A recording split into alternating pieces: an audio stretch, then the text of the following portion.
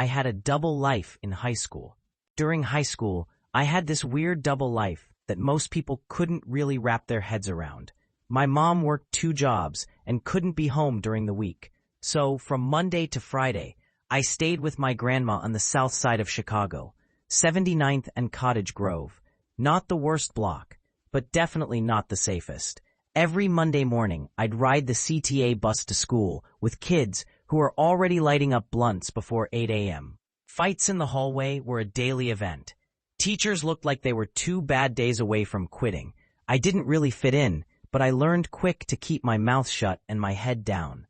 I made a few friends, quiet kids, smart, but tired of surviving. On the weekends, though, whole different world.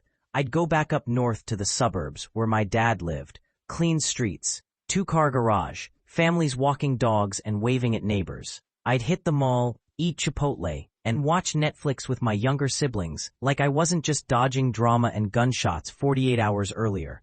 It was like living in 2 completely different universes.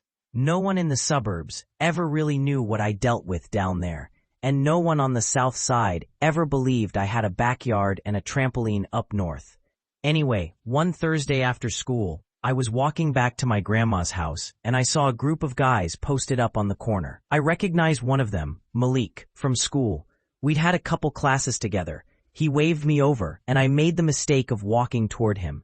He pulls me in, all casual, and says, "You know how to drive, right?" I did, barely. He tosses me a key and says, "Pull the Hellcat around the block, real quick. Just move it." I knew something felt off, real off, but I was 16, dumb, and didn't want to look soft. So I did it. I get in the car and start it, pull it around the block and park it where he said. When I get out, he daps me up, says, "Appreciate it, bro. We cool." Then walks off. I go home like nothing happened. The next day, there are cops outside the school. Word is someone dropped a dime on Malik. Apparently that charger was linked to a robbery that happened earlier that week. I didn't get called in. No one mentioned my name, but I didn't sleep for 2 days. I thought I was done for. When the weekend came, I packed my stuff and rode up north. I walked in my dad's house like I hadn't just played getaway driver for a guy who probably had a body on his record. My little sister ran up and hugged me like usual. Dad grilled burgers. I sat there in the backyard, birds chirping, thinking about the fact that 48 hours ago I might have helped someone commit a felony.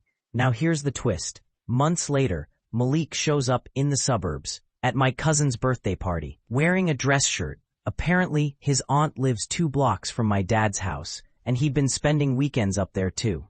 Same split life, same code switching. He looked at me across the yard and just started laughing. Said, "Damn bro, I thought I was the only one living that double life." We never talked about the car again.